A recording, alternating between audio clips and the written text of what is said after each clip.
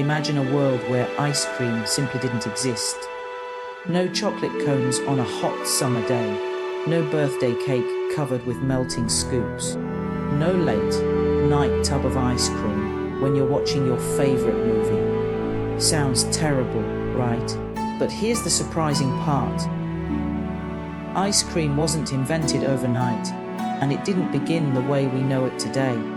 The story of ice cream is actually a journey through thousands of years of human history, involving ancient civilizations, royal kitchens, explorers, changing technology, and a little bit of human obsession with making hot days more delicious. And by the end of this video, you might never look at a simple scoop of ice cream the same way again. So, let's travel back in time, long before refrigerators, freezers, supermarkets, and modern ice cream machines. People were already fascinated by something very simple: ice.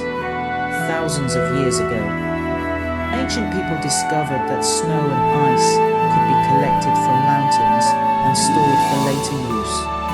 But they weren't making the colorful ice creams we enjoy today. Instead, they experimented with chilled drinks and frozen desserts made from ingredients such as fruit, honey, milk, and other sweeteners. One of the earliest stories takes us to ancient Persia. People in Persia developed ingenious methods for storing ice, even in extremely hot weather. They built special structures called yokchels, which were designed to preserve ice for long periods. This was an incredible achievement for a world without electricity. Imagine living in a desert, surrounded by intense heat, and then opening a storage structure to find ice. That sounds almost like magic. The Persians also enjoyed chilled desserts and sweet frozen treats.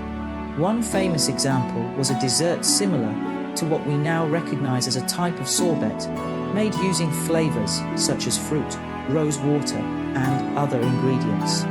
From there, the idea of frozen desserts continued to travel. Ancient civilizations in different parts of the world developed their own ways of enjoying chilled foods. In China, frozen mixtures became part of culinary culture as well.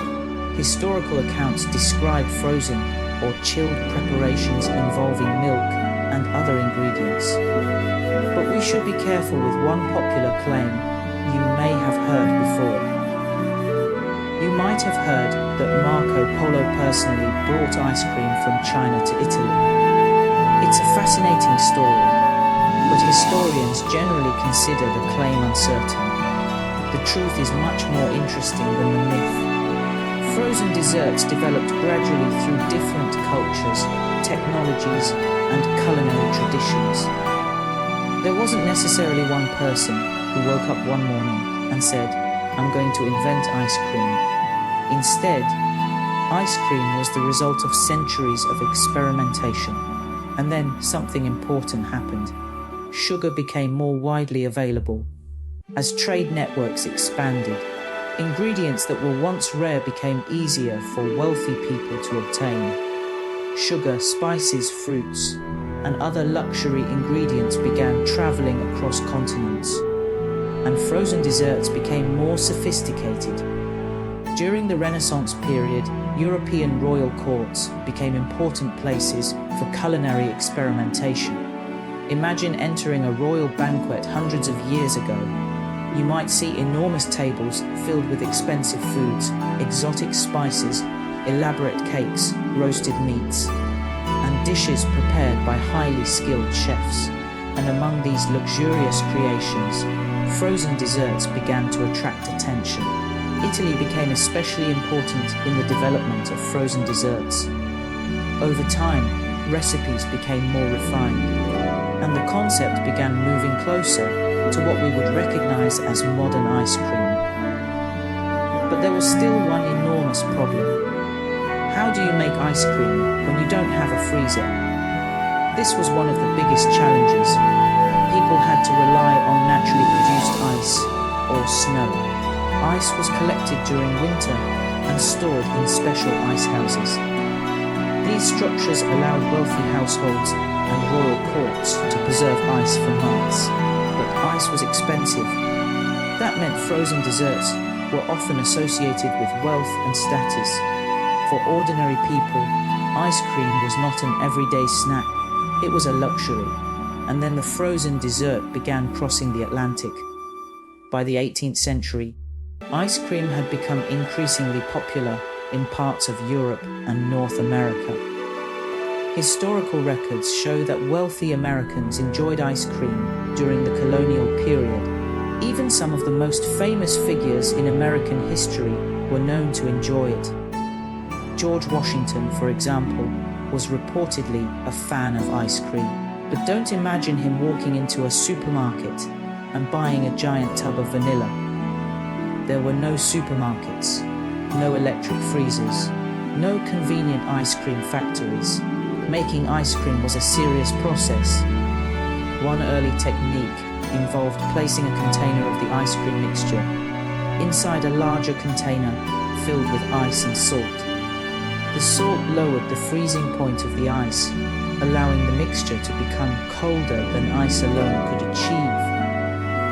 Then the mixture had to be stirred again and again. This process helped create the smooth texture that we associate with ice cream. And that brings us to one of the most important developments in ice cream history: technology. As freezing technology improved, ice cream became easier and cheaper to produce. In the 19th century, mechanical ice cream makers appeared. These machines reduced the amount of hard physical work required to make the dessert. But the biggest transformation was still coming: refrigeration. Once artificial refrigeration became practical, the entire food industry changed. Ice cream could be produced, stored, transported, and sold on a much larger scale. Suddenly, ice cream was no longer just something for kings, wealthy families, or special occasions. It could become a product for ordinary people. And then came another revolution: industrial production. Factories could make huge quantities of ice cream. Transportation improved. Packaging improved. Freezing technology improved. And businesses realized something very important. People loved ice cream, really loved it. The possibilities were almost endless: vanilla, chocolate, strawberry, mint, coffee, caramel, cookies and cream, pistachio, mango, and countless other flavors. Ice cream was no longer just a dessert. It became an experience. Think about it. Why do people eat ice cream? Sometimes they're hungry, but often hunger isn't the real reason. People eat ice cream to celebrate. They eat it on birthdays. They eat it after dinner. They buy it during vacations. They share it with friends. They eat it while walking through a city. They have it after a difficult day. And sometimes, they simply want that feeling they had as a child. That may be one of the most powerful things about ice cream. It isn't just food. It can be connected to memories. Maybe your first ice cream came from your parents. Maybe you remember buying one with your friends. Maybe there was a particular flavor you loved as a child. Maybe someone special used to bring ice cream home for you. A single taste can bring those memories back, and that's something food historians often find fascinating. Food doesn't just fill our stomachs, it can become part of our identity and our memories. But ice cream's journey didn't stop there. In the 20th century, the industry exploded. New manufacturing techniques allowed companies to produce ice cream faster and more consistently. Ice cream parlors became popular. Then came supermarkets. Freezers became common in homes, and suddenly, people could keep ice cream just a few steps away in their own kitchens. The ice cream cone also became an important part of the story. Instead of eating ice cream only from a bowl or glass, people could carry it. That simple idea changed the experience. You could walk while eating your ice cream. You could take it to the beach. You could enjoy it at a fair. And eventually, ice cream became deeply connected with summer culture around the world. But here's something even more surprising. Today, ice cream isn't just one dessert. It has become a massive global industry with thousands of variations. Different countries have developed their own styles and traditions. In Italy, gelato became famous for its dense and creamy texture. In South Asia, people developed their own frozen desserts and flavors, including kulfi, which has a long culinary history of its own. In Japan, ice cream and frozen desserts have been combined with local flavors and ingredients. In the Middle East, flavors such as pistachio, rose, saffron, and other traditional ingredients have influenced frozen desserts. And around the world, people continue inventing new combinations. Some are classic, some are strange, and some are so unusual that you have to ask, who thought of this? But perhaps that's exactly why ice cream has survived for so long. It changes, it adapts, it travels. It takes ideas from different cultures and turns them into something new.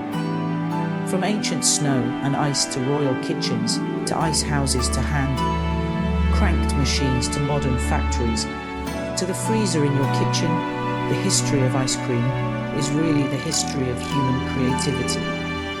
And there is one final thing I want you to think about.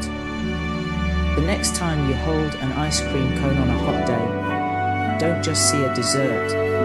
Think about the journey behind it. Think about the people who collected ice before refrigerators existed. Think about the chefs who experimented with flavors centuries ago. Think about the scientists and inventors who developed refrigeration. Think about the factories that transformed a luxury into something millions of people could enjoy. And think about how something as simple as frozen milk, cream, sugar, and flavor can connect people across centuries and cultures. That's what makes the story of ice cream so fascinating. It wasn't created by one genius. It wasn't born in one single country. And it didn't become popular in one single moment. It evolved, generation after generation, culture after culture, experiment after experiment, until it became the dessert we know today. So, the next time someone asks you about the history of ice cream, don't simply say, it was invented a long time ago. Tell them that ice cream is a story of innovation, travel, luxury, technology, culture, and memories. A story that started with humanity's fascination with ice and eventually became one of the world's favorite desserts. And honestly, after all that history, I think we deserve a scoop.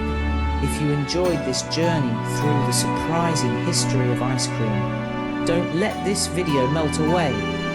Hit that like button. Share this video with someone who absolutely loves ice cream, and subscribe to the channel for more fascinating stories from history, food, culture, and the world around us. And tell me in the comments, if you could eat only O&E ice cream flavor for the rest of your life, which flavor would you choose? Vanilla, chocolate, strawberry, or something completely crazy? Thanks for watching, and remember, every scoop has a story.